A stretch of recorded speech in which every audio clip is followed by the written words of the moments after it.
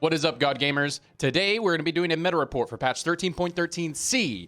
You know, talking about some compositions that you may be able to gain some LP on this patch. We got a week left of this patch, so let's get into it. I have this sorted by average, by pick rate, actually, but we're going to be going through a lot of these compositions, do average placement, that sort of thing.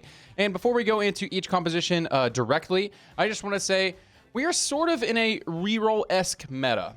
We are definitely the best performing compositions. Right now, we're about 2 days into this patch, are some of the 2 and 3 cost reroll builds. Does seem to be what the meta is, but that doesn't necessarily mean that's what the actual strongest comps are, because we could be a byproduct of a lot of times when a new patch hits, people default to what is easy. So I do think there are a lot of 4 cost compositions, and especially 5 cost compositions if you're going to be playing the Dragon King. We all know that. If you play Legendaries, Legendaries are typically strong. But there are a lot of 4 cost compositions that I do think are strong. But it just, you know, TFT is a game. It matters what everyone else is doing. It kind of changes the way we play. So, but let's just go in here and look at some of the stats. So up here, Challenger Yasuo or Ionia Yasuo is still the most picked composition right now, and this is just a byproduct of if you were climbing last patch, playing hard forcing the 2 builds, and now you don't know what to do. People are still trying to hard force the build. So if you look at the average placement, it does not look great, but I actually think this comp is still really good. It's just a byproduct of people are still just contesting it like crazy, and it's not as good as it used to be.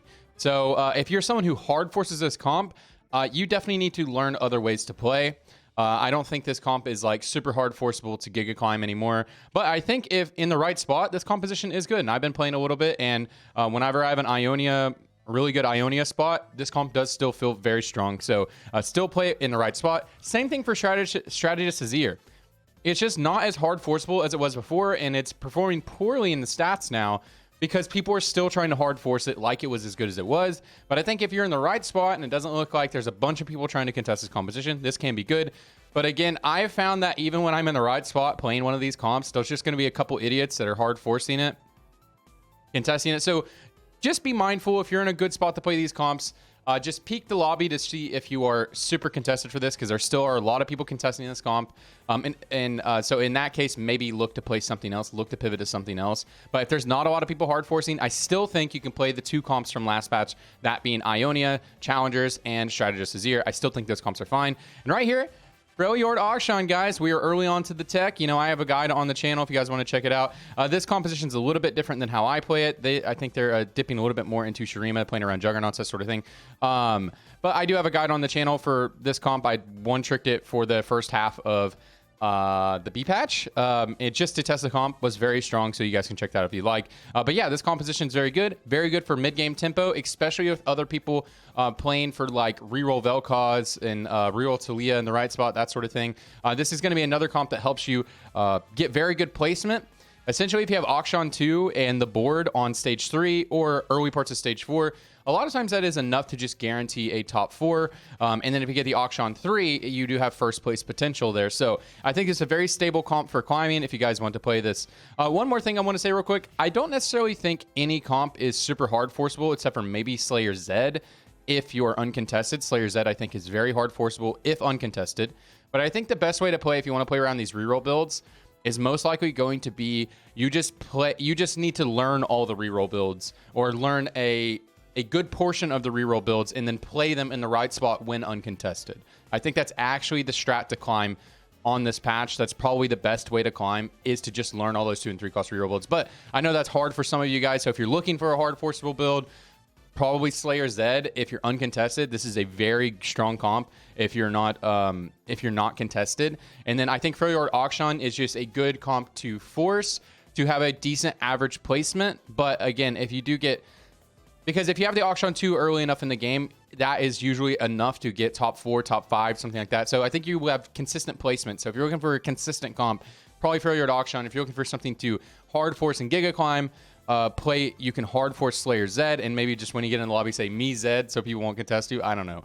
But if you guys are looking for the easy way, Slayer Kale, I'm not a big believer in this composition, but in the right spot, I think this composition is good. You see the win rate is pretty good. So in the right spot, I think this comp is good, but I'm personally not a big believer. If you want to know about legends, a lot of these things, guys, just take the legends that you want to play. There are some special legends that are better. Like a lot of people like TF and Slayer Zed. If you want to hard force, because Zed does have very particular itemization, but I think you can take Earth and play around Slayer emblems. I think you can take a lot of stuff. I think a lot of these reroll comps are best played if you just, it's just the spot looks good. So like, for example, you could be playing any legend, but then you get an IE Hodge and you have a bow, then like, oh, let's play Zed. Like, you know what I mean? I think that's the best way to play it. But if you're trying to hard force, you know, look at some of these legends here. Like TF will guarantee you the items if you're trying to hard force this composition, that sort of thing.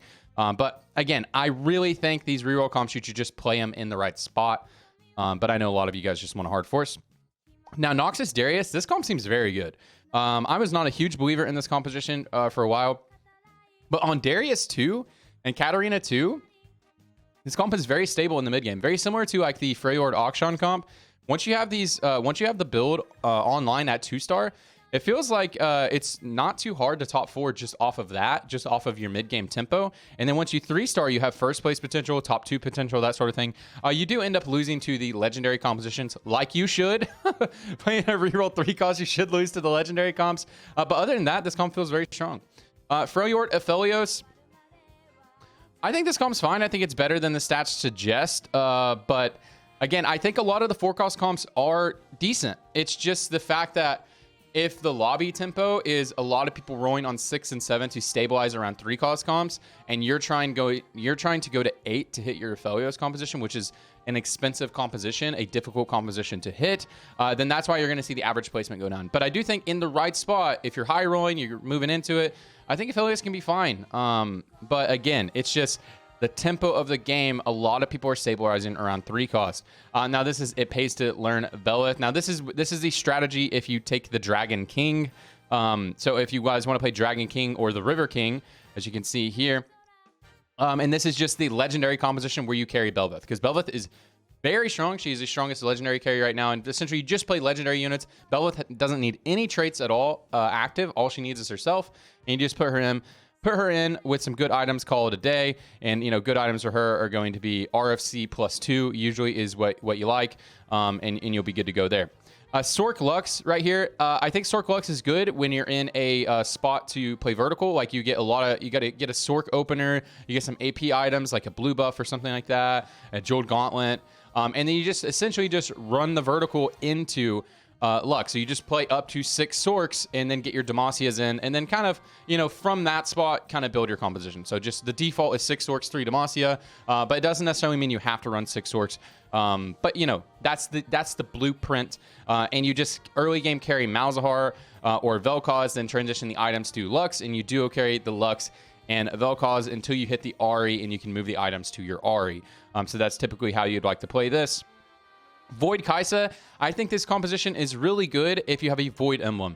I don't think you should hard force this comp unless you have a Void. If you have a really strong Void opener, what I will say is 6 Void is really stable on stage 4. So if you do have a Void opener, you push into 6 Void. That's another good way to just kind of guarantee a top 4. Very stable on stage 4, and is fine on stage 5. It's like semi-stable early parts of stage 5, and usually even without hitting the Belvith and getting the Void Emblem, you can get a top 4. But that comp falls off really, really, really hard in the middle parts of stage 5. But if you do get a Void Emblem, same idea. You can get 6 Void active pretty early on in the game. Makes you very stable on stage 3, stage 4, and early parts of stage 5. And then if you can hit the Belvith and get some items for the Belvith, then once you have Baron online, you can actually have first place potential with this composition. You will lose out to the people playing Dragon King and that sort of thing, but yeah, pretty stable composition if you have the Void Emblem and a Void Opener, and if not, can be pretty stable top 4-ish if you just get a Void Opener and you want to just have an easy game force into the 6 Void. I had a game yesterday where I played 6 Void into a level 9 and tried to transition to a Legendary board. Didn't quite complete the transition, but if I have done that, it would have been a first place. So I think this is really good to run a stable comp in the mid-game and early parts of the late game. Here we have Strategist Vel'Koz. This is just reroll Squid. As you can see here, this is the Vel'Koz carry. Pretty much take any legend you guys want here. Suggest Ornn, Bard, and yep, I think you can take whatever legend you want. Again, I think a lot of the 3-cost and 2-cost reroll builds, you just take when you have the items. You don't need to hard force. But again, if some of you guys are looking hard for us, you know, you can take TF and do that if you'd like, if you found a good strategy for yourself. But I think this comp is really good. You just essentially roll on level 6 to stabilize. And yeah, I've been contested. This is one reason why I don't really like vertical Sorks too much at the moment, is because you get contested really hard for the Vel'Kozes in the mid game, and the Swains and that sort of thing, and the Terriks. That's one reason why I don't really like the vertical Sorks. But again, yeah, this is a really good comp to stabilize on in the mid game. Same idea as the other comps I just said before. That's why reroll comps are playing out so well right now. Not necessarily because they're super strong, it's because other people are rerolling. And so you would just want to match the tempo of the lobby. This is another byproduct of that. Gunnar Tristana, I think, is good in the right spot. Don't necessarily think it's hard forceable on this patch, but if you guys like playing it, you can play that. So this is Zonzeri T Hex. So if you have, this is just if you get a Piltover opener, you could just re-roll into this. You can obviously, if you get this opener, you can still play Zeri. Zeri's not going to be performing super well in those stats, but I don't think you should ever play Zeri unless you have like that super good Piltover opener, and you can just decide whether you want to play Jinx reroll or transition into Zeri. That can be something that you play here. We have Ravenous Hunter. I don't know why it says Kaisa. Warwick is the carry of the comp, but this is just because you're going to be playing Challengers. Kaisa is the off carry, and this is just when you get the Warwick augment, and this is a comp that you'll stabilize really hard on level 6 with Warwick 2 stars, Set 2 star. You can slow roll. You can slow roll for your Warwick 3, your Set 3, or you can go 7 and try to get more of your Challengers online. And then this is what kind of like the end game comp will look like for you. And this is another it pays to learn. This is going into playing more around Slayers and that sort of thing. This is one of the other Dragon King strategies. Invoker Karma, guys, I'm a big lover of this build, but I do not think it's good. I do not think it's one of the reroll builds that is strong on this patch. I would not necessarily recommend this one. I don't even play it when I have the opener, and I love this comp. I don't think it's that good. Here's a Double Trouble comp that you guys have probably been seeing. This is Double Trouble Talia. This is great because you run 2 Talias, 2 Sets, and Set will proc Talia's passive. So that's why this is super, super, super good. I have seen some people even running this comp without Double Trouble. So, hey, maybe give it a chance even without Double Trouble. So that's pretty interesting there. We have Shurima Azir. So this is when you have a Shurima emblem you push into this. This is the only time I would like try to play this. Can be good here, but again, you get contested by the idiots who are still hard forcing the old builds from last patch. So just be mindful of that if you are looking to play this. Shadow Owl's Gwen. This is when you have a Callista 3 angle, and you're playing Callista as your main carry, and you put your leftover items onto your Gwen, because Gwen can use a lot of items here.